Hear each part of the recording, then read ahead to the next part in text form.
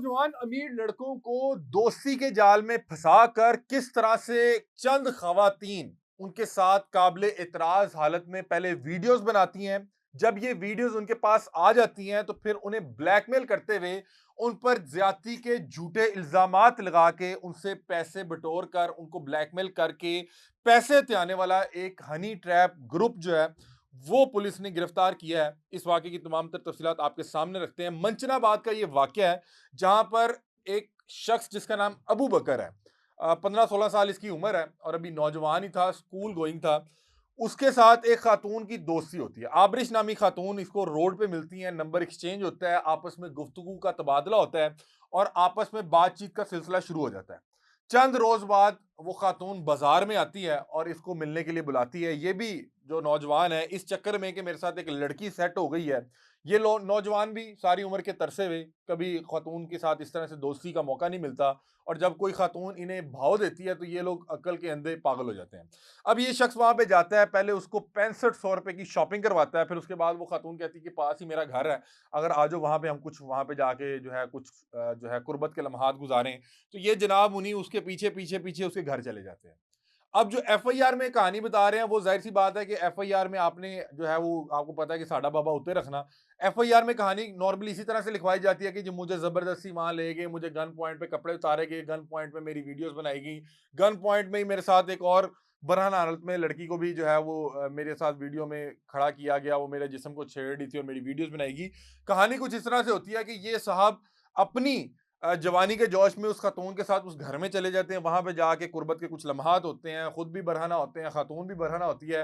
इन्हें नहीं पता था कि उस कमरे में पहले से कैमरा लगा हुआ है।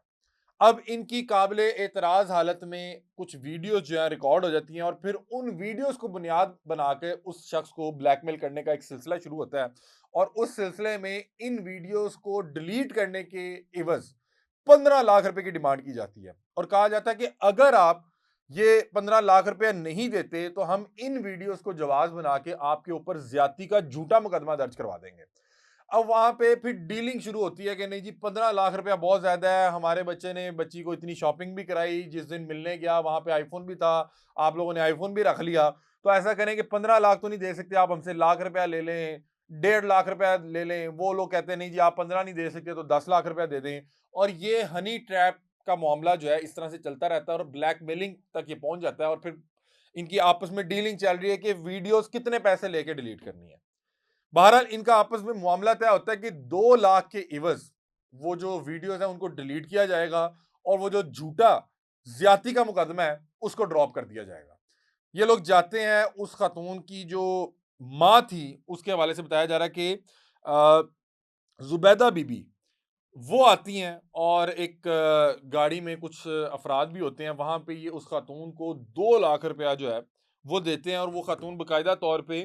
जिसकी बेटी के साथ उसकी काबिल एतराज हालत की वीडियोस हैं वो पैसे गिन रही है और ये लोग बड़ी होशियारी के साथ वीडियो रिकॉर्ड कर लेते हैं और फिर उन वीडियोस को बुनियाद बना के इनको जो है इनके ऊपर मुकदमा दर्ज करवाते हैं कि ये एक हनी ट्रैप ग्रुप है, लड़कों को फंसाता है, फिर लड़कों को किसी भी जगह ले जाके वहां पे कुछ सोहबत के कुर्बत के कुछ लम्हात होते हैं जिनको जो है कैमरे की आंख महफूज कर लेती है और फिर एक ब्लैकमेलिंग का सिलसिला शुरू होता है। अब जो मुकदमा दर्ज करवाया गया उसमें कहानी इस तरह से बताई गई है कि जी वो आए, जो है असले के जोर पे हमसे 2 लाख रुपए लेके गए। भाई असले के जोर पे लेके जा रहे थे तो आप वीडियो कैसे बना रहे थे?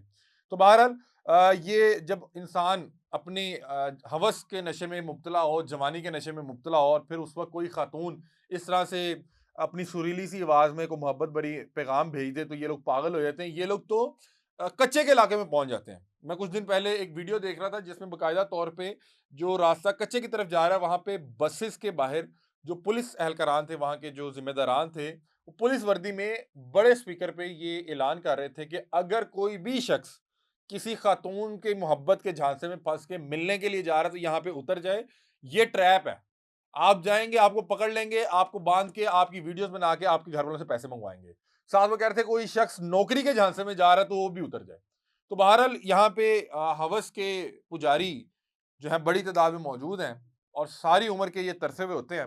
और यहाँ पे इनकी लालच का फायदा उठाते हुए, इनकी हवस का फायदा उठाते हुए लोगों ने इस तरह के बाकायदा गिरोह बनाए हुए हैं जो इस तरह के लोगों को ट्रैप करते हैं, ट्रैप करके इन्हें अपनी जगह पे बुलाते हैं, इनकी काबिल एतराज हालत में वीडियोस रिकॉर्ड कर लेते हैं और उसके बाद ब्लैकमेलिंग का सिलसिला शुरू होता है। कुछ लोग पैसे लुटाते रहते हैं, फिर एक पॉइंट आता है जहाँ पे वो परेशान हो जाते हैं, फिर ये मामला पुलिस तक जाते हैं। कुछ लोग शुरू में ही इस चीज़ को पुलिस के पास ले जाते हैं और इसी तरह की कहानी कुछ अर्सा पहले पाकिस्तान के एक नामवर राइटर है, उनके साथ भी हुआ कि वो भी एक खातून के पास जाते हैं, वहाँ पे वो खातून जो है आगे से 4 लोगों को बुला के उनको अगवा कर लेती है और अब उन हवाले से भी अब पिछले दिनों शायद कोई कोर्ट ने वर्डिक्ट दी थी, उनको शायद सज़ाएँ भी हो चुकी हुई हैं। तो खुदा का वास्ता है, अगर आपके साथ इस तरह का मामला पेश आ ही जाए,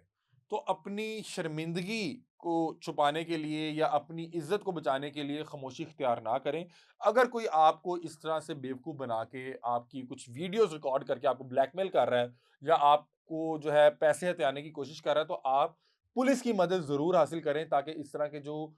मुख्तलिफ माफ़ियाज़ काम कर रहे हैं, इनका सद्देबाब किया जा सके। क्योंकि जो खामोशी होती है, वो भी एक तरह से आप जो उस जुर्म है उसका साथ दे रहे होते हैं। क्योंकि आपने उसको रिपोर्ट ही नहीं किया। आप रिपोर्ट नहीं करेंगे तो उनके खिलाफ कार्रवाई कैसे होगी? उनको पकड़ा कैसे जाएगा? उनका सद्देबाब कैसे किया जाएगा? तो बहरहाल अब ये शख्स बड़ा होशियार था। इसने पहले वहाँ पे बहरहाल एक बार तो ट्रैप में फँस गया, वहाँ पे जाके कुछ वीडियोज़ बनवा बैठा और उन वीडियोज़ की बुनियाद पे ब्लैकमेल तो ये हुए। इनको डराया गया कि आपके ऊपर झूठा ज़्यादती का मुकदमा दर्ज करवा देंगे। लेकिन ये जब गया उस ब्लैकमेलिंग के एवज़ जो भी इनकी डीलिंग हुई, जो 15 लाख की डिमांड की जा रही थी, जो डील करते 2 लाख रुपए कैश पे जाके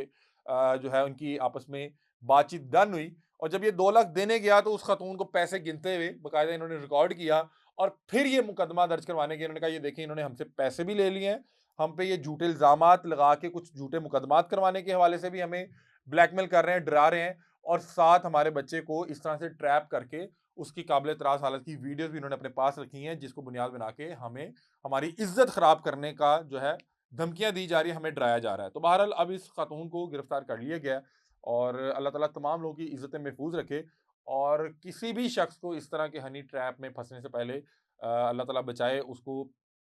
जो है होश के नाख़ून लेने की जो है तौफ़ीक अता फ़रमाए। क्योंकि अक्सर लोग ये नॉर्मली हवस के पुजारी जो होते हैं, अपने हवस के हाथों मजबूर होके इस तरह के ट्रैप्स में फँस के अपनी तो इज़्ज़त ख़राब करवाते ही करवाते हैं, बल्कि अपने पूरे ख़ानदान की, अपनी पूरी फ़ैमिली की भी नाक कटवा देते हैं। तो अल्लाह ताला तमाम लोगों की इज़्ज़तें महफूज़ रखे और हमें इस तरह की हनी ट्रैप से महफूज़ रखे और जो लोग भी ये कर रहे हैं, उनके खिलाफ सख्त से सख्त कार्रवाई होनी चाहिए, ताकि किसी भी शख्स की इज़्ज़त इस तरह से तार-तार ना हो सके। आप लोग इस हवाले से क्या राय रखते हैं? अपनी राय से हमें आगाह कीजिएगा। तब तक के लिए अपने मेज़बान अली हमज़ा को दीजिए इजाज़त। अल्लाह हाफ़िज़।